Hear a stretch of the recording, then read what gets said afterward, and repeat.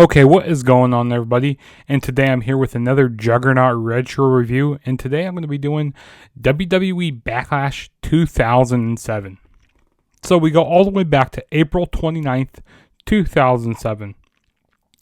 And this show was held in Atlanta, Georgia at the Phillips Arena. And so we're just coming off the heels of WrestleMania 23, back in 2007 here. And this wasn't a brand split pay-per-view. This was Raw, SmackDown, and ECW, so it was a tri-branded pay-per-view here. And I gotta say, this Backlash was really, really good. I really enjoyed it. This was probably one of the best pay-per-views that they did during the whole year. The year of 2007 started off really strong. And then after Backlash, it kind of declined a little bit. It started declining. You had some injuries go down. And I feel like the whole roster got injured in the year of 07. But, yeah, this Backlash right here was really enjoyable. There were only 6 matches on this card here. A really enjoyable show. So, let's quit wasting time. Let's get started with this review. So, the show kicks off with a tag team match for the World Tag Team Championships. So we got the Hardy Boys, Jeff Hardy and Matt Hardy, defending the titles against Lance Cade and Trevor Murdoch. This was a really fun opening match. This match got about 15 minutes here. Both teams worked really well. I mean, the crowd was, really behind the Hardy Boys. And, they were really behind them. The crowd was giving them a rock star type of feel. So the crowd was really behind them. Lance Cade and Trevor Murdoch, they're this old school type of team. They do a lot of ground and pound. They don't do any fancy moves and stuff. So they're more of an old school team. Lance Cade, he was looking really buff here. I mean, he was looking really good with the type of moves that he was doing. He kind of looked a cross between Ultimate Warrior and a Texas Tornado type. That's what Lance Cade was looking like here. But no, I mean, this was a solid match for what it was. The Hardy Boys did end up retaining the titles when Jeff Hardy was illegal man. He hit a Swanton Bomb, and then I believe Matt Hardy hit the Twist of Fate. Or maybe, Hardy hit the Twist of Fate. Matt Hardy hit the Twist of Fate, and then Jeff Hardy hit the Swanton Bomb. And then, the Hardy Boys ended up winning. Solid opener here. Good way to kick off the show. And then the next match we had was the WWE Women's Championship on the line. We had Melina defending the title against Mickie James. And this was a time period where the women's wrestling wasn't as strong. Definitely not as strong as it is now. They were doing this more like eye candy stuff with women's wrestlers at this time. I mean, Melina and Mickie James, they could go in the ring and stuff. They kind of had a mix between the, they had the mix between the, kind of eye candy and being fierce in the ring. So, I mean, that was good. There were times in the match where Melina, she was doing a lot of possuming, where she thought she had something in her eye and then she would possum and she would, end up getting in control of Mickie James. Ultimately, Melina would end up retaining the title. This wasn't as bad, this wasn't as bad of women's wrestling, right? At this time, there was worse matches at this time with the women's wrestling. But it was an okay match for what it was. This match got 9 minutes. Nothing crazy. I really don't remember how Melina won the match, but I know she ended up winning the match though. And then the next match we had was the WWE United States Championship on the line. We had Chris Benoit defending the title against Montel Vontavious Porter and VP. So this is a WrestleMania rematch here from WrestleMania 23. Now people at this time were thinking, that Chris Benoit should have had a better opponent. I mean, nothing against MVP, but he was kind of green at the time. He wasn't really ready for that spot. So people were wanting Chris Benoit to face someone better that have more like in-ring skills and who's better. Or they wanted him to be in the Money in the Bank ladder match. But this match, they had like 3 matches on pay-per-view. So they had one WrestleMania and then Backlash, and then I think one at Judgment Day. It's like a 2 out of 3 falls. And they had a couple matches on SmackDown, which I think MVP like won one of those on SmackDown. But yeah, this was definitely the best match of their pay-per-view matches that they had, their trilogy. Yeah, I mean, MVP, the counters that he was doing to the crossface in this match were really good. Chris Benoit looked really fluid in the ring. And it was at WrestleMania 23 where Chris Benoit, he won by the flying headbutt, which he doesn't really win by the flying headbutt that much. He didn't really win by it that much. He won by the crossface more. And like I said, I like how MVP got out of the crossface, how he floated over and did different transitions. That was nice. Chris Benoit would end up retaining the United States Championship by doing a small package on MVP. And like I said, both guys worked really, really well together. This was a really fun match on the show. And there was really no complaints about this match. It was fun. But yeah, fun match. And then the next match we have is, oh great, here we go. We have a handicap match for the ECW Championship. We have Mr. McMahon, or Vince McMahon, Shane McMahon, and Umaga going up against Bobby Lashley, which was ECW champion. So this was a time when, back at WrestleMania, Vince got his head shaved from Donald Trump and Bobby Lashley. So this is kind of Vince getting his revenge, taking the ECW title away from Bobby Lashley. And people call this the darkest time, the darkest time in ECW history. I mean, yeah, it's pretty bad, having Vince win the title here. That's kind of a slap in the face to ECW a little bit. But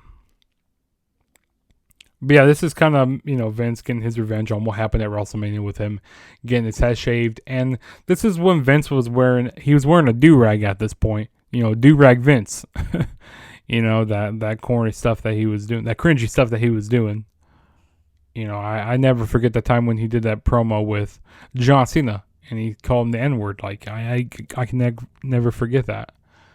But this match here, I mean, Bobby Lashley, he had control throughout a lot of this match until the number gets the game caught up to him. Shane, he wasn't doing any big spots, didn't take any big bumps. He was doing more mixed martial arts, doing more ground and pound action, because Shane McMahon, he does have some mixed martial arts training.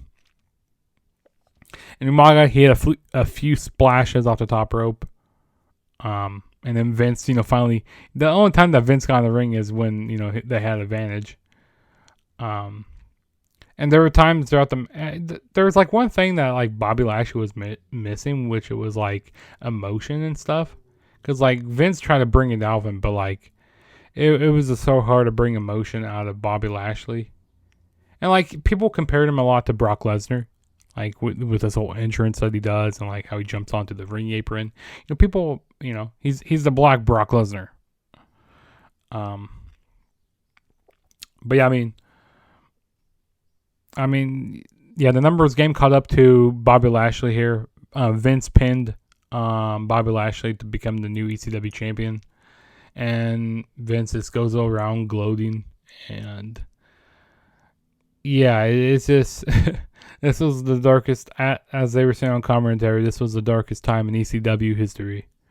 To be honest, I think, Vince, he wanted to do good for ECW, but because you didn't see Vince, bringing back WCW, he didn't see him re-resurrecting WCW or AWA or these other promotions, or TNA and stuff. You don't see Vince doing that. The only company he's did that for was ECW. Which at that point, Shane, he wanted to make it a an internet based to watch wrestling on the internet.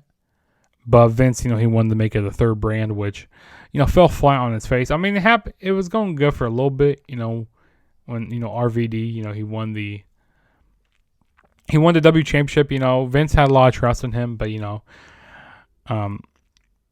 RVD went down with a lot of, drug violations and stuff, with a whole bunch of marijuana and stuff. Now marijuana is legal, so, it's okay for him to do that, but at that point it wasn't legal, so, he kind of failed Vince.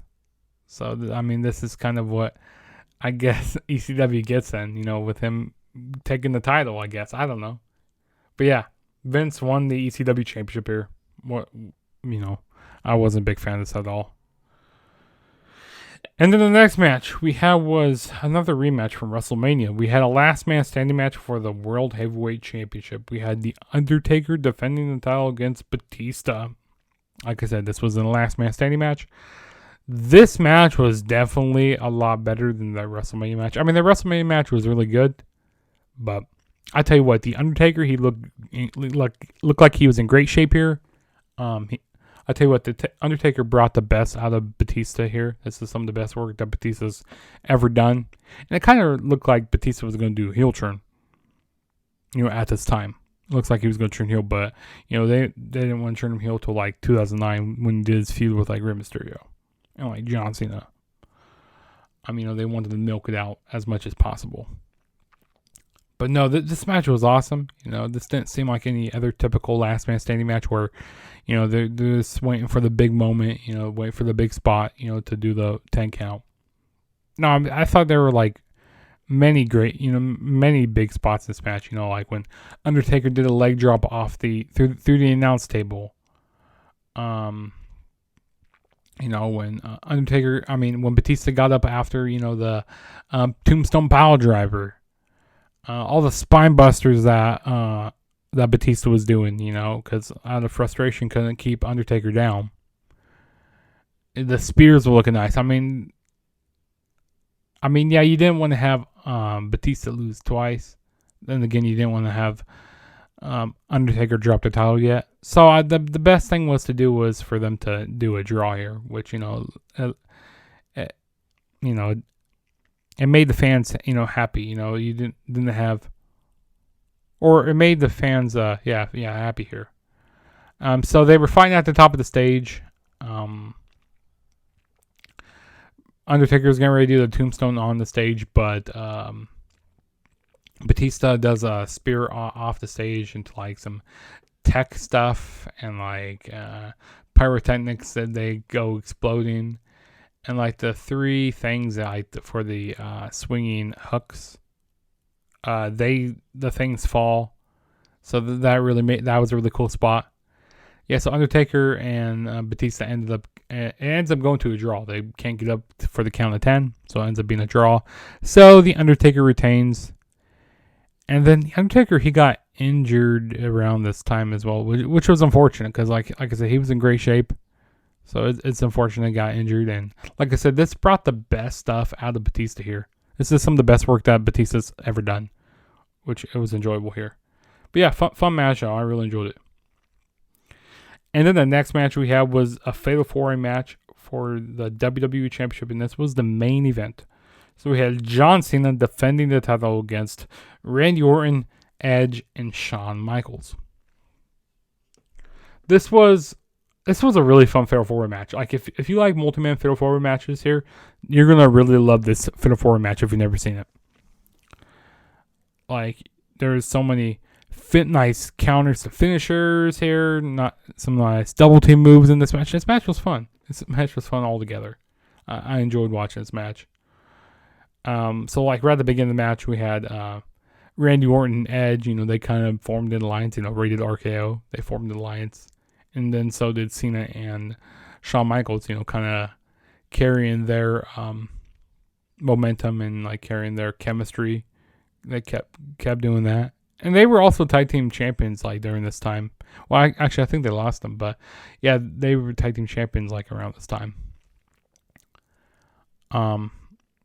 He has some really nice spots in this match. There was one point where Shawn Michaels hit a nice moonsault off the top turnbuckle on all three guys on the outside of the ring. That was nice. There was also one point where Cena had an STF on one guy and then let go of the STF and put the STF on their guy. So he had STF on all three of the guys at one point. So that was cool. That was cool in the match.